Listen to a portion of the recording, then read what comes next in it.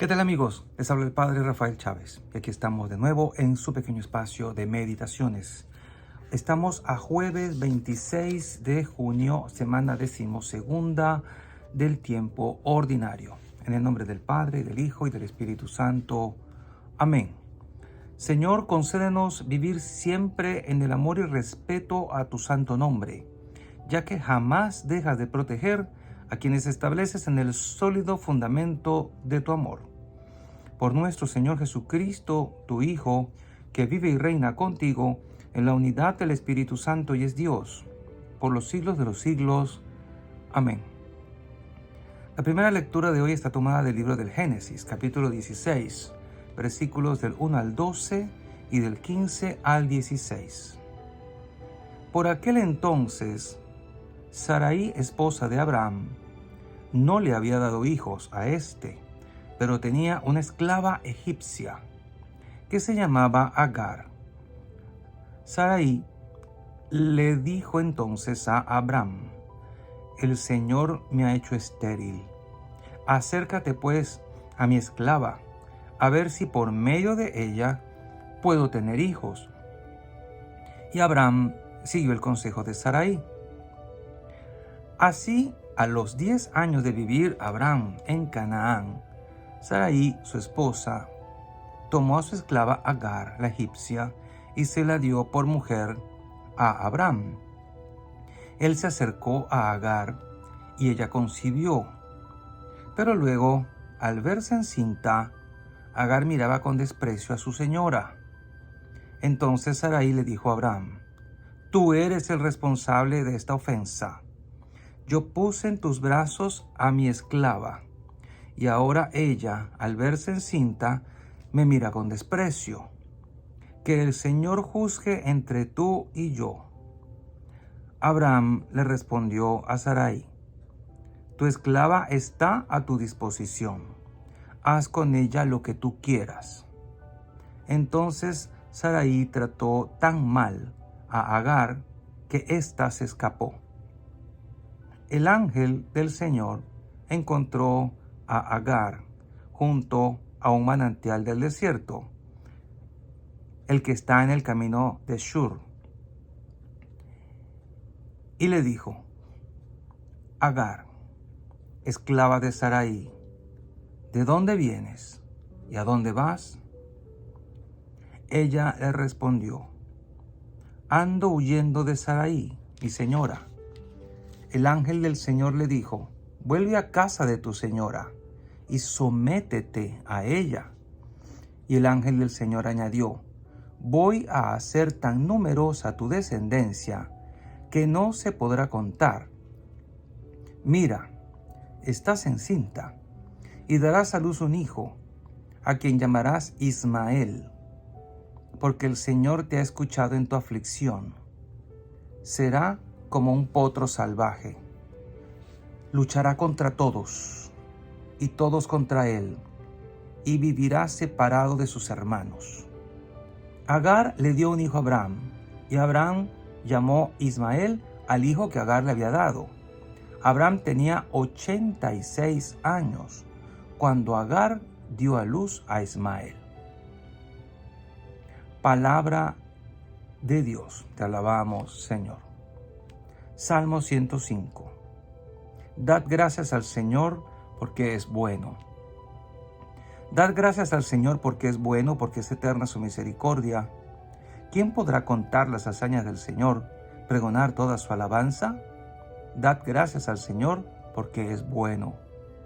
Dichosos los que respetan el derecho y practican siempre la justicia. Acuérdate de mí por amor a tu pueblo. Dad gracias al Señor porque es bueno. Visítame con tu salvación para que vea la dicha de tus escogidos, y me alegre con la alegría de tu pueblo, y me gloríe con tu heredad. Dad gracias al Señor porque es bueno. Y el Evangelio de hoy está tomado de Mateo, capítulo 7, versículos del 21 al 29. En aquel tiempo Jesús dijo a sus discípulos: no todo el que me diga Señor, Señor, entrará en el reino de los cielos, sino el que cumpla la voluntad de mi Padre que está en los cielos. Aquel día muchos me dirán, Señor, Señor, ¿no hemos hablado y arrojado demonios en tu nombre? ¿Y no hemos hecho en tu nombre muchos milagros? Entonces yo les diré en su cara, nunca los he conocido. Aléjense de mí, ustedes, los que han hecho el mal. El que escuche estas palabras mías y las pone en práctica, se parece a un hombre prudente que edificó su casa sobre roca. Vino la lluvia, bajaron las crecientes, se desataron los vientos y dieron contra aquella casa, pero no se cayó, porque estaba construida sobre roca. El que escucha estas palabras mías y no las pone en práctica, se parece a un hombre imprudente que edificó su casa sobre arena. Vino la lluvia, bajaron las crecientes, se desataron los vientos, dieron contra aquella casa y la arrasaron completamente. Cuando Jesús terminó de hablar, la gente quedó asombrada de su doctrina, porque les enseñaba como quien tiene autoridad y no como los escribas. Palabra del Señor. Gloria a ti, Señor Jesús. Y bien, fíjense que cuando todo empezó, cuando el Señor le hizo la promesa a Abraham, no era Abraham todavía, era Abraham, porque Dios le cambió el nombre luego. Él le costó creer que podría tener un hijo con su esposa estéril. En aquellos tiempos solía darse esto que hizo Sarai, que era darle a la esclava para que Abraham tuviera un hijo con la esclava, y era como si su esposa le hubiera dado un hijo, porque las esclavas eran como cosas que le pertenecían a la señora o al señor. Pero ya desde entonces fíjense lo complicado que era hacer este tipo de asuntos, porque ya se creó en los celos y el hecho de que cuando la esclava egipcia Agar se sintió embarazada, la miró con desprecio a la señora. Y ustedes se imaginan el pleito que se dio. Dice que la trató tan mal que se fue de la casa. Ahí pudo haber habido cachetadas y golpes y jalones de pelo, qué sé yo. Pero no sabemos. Lo cierto es que ese hijo que nació de la desconfianza también era hijo de Abraham. Y Dios le había prometido a Abraham descendencia, y era algo que Abraham quería y que Dios se lo había prometido. Por lo tanto, ese hijo, aunque no fue el hijo de la promesa, digamos que fue el hijo del apuro y de la desconfianza, también debería tener su bendición. Aunque fíjense todo lo que se profetizó, lo que el Señor dijo acerca de él. Él será potro salvaje, luchará contra todos y todos contra él, y él vivirá separado de sus hermanos. Se dice que la descendencia de Ismael constituye el mundo árabe. ¿Será que esto se cumple en ellos? Pero la descendencia de Abraham no era de una esclava. En esa mujer estaba simbolizada la antigua alianza, algo así. Era un hijo de la esclava, pero el hijo que debería tener a Abraham era con su esposa legítima y no con la esclava. Entonces el hijo de la promesa era Isaac. Por eso tenía que hacer un milagro con la esposa de Abraham para que pudiera quedar encinta del hijo de la promesa, que de él es que iba a tener la descendencia bendita de Abraham. A veces nosotros tenemos que saber esperar en lo que Dios nos promete y no irnos de bruces a decir, es que Dios me prometió eso y yo lo voy a hacer de esta manera porque creo que es de esta manera. Espera, si Dios te prometió algo, Él buscará la forma de que tú te des cuenta de que esa es la manera como Dios quiere manifestártelo y como Dios quiere dártelo. A veces por la prisa cometemos errores que pueden salirnos muy caro. Y en este caso, el error de Abraham y de su mujer le ha salido caro a toda la humanidad. Pero volviendo ahora nuestra mirada al Evangelio, vemos como en la clausura de este maravilloso sermón de la montaña o del monte, que ha venido desarrollándose desde el capítulo 5 hasta este capítulo 7 de Mateo, donde Jesús nos enseña todo lo que necesitamos saber acerca de su evangelio. Él habla con autoridad, como nadie lo había hecho hasta ahora. Es hermoso como cierra esto, ¿no? No todo el que me diga Señor, Señor, entrará en el reino de los cielos, sino el que cumpla mi voluntad.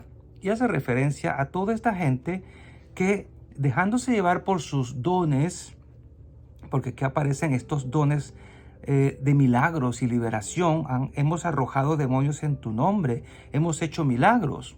Son dones, pero ha sido gente desobediente. Y a Dios no le gusta eso. A Dios no le gusta solo que actuemos en base a los dones o a las capacidades o cualidades incluso sobrenaturales que pueda Él regalarnos como fruto de la fe, sino que como fruto de la fe, si es verdadero fruto, tiene que haber cambio de vida. No solamente dones, sino cambio de vida eficiente. Porque por eso les dice, aléjense de mí ustedes que han hecho el mal. No los premia porque hicieron liberaciones o hicieron milagros, sino porque hicieron el mal, se apartaron del Señor. Y por eso les dice, nunca los he conocido. Qué duro será si nosotros llegamos a estar frente al Señor y el Señor nos trate así y le digamos, Señor, Señor, y Él nos diga, no los conozco, no sé quiénes son ustedes. Señor, pero nosotros estábamos en tal grupo, hicimos milagros, orábamos por liberación y la gente se curaba, pero hicieron el mal, se portaron mal, no obedecieron, vivieron en pecado, hicieron tal o cual cosa. No los he conocido. Y tenemos que tener cuidado de que esto no nos suceda a nosotros, a ninguno de nosotros.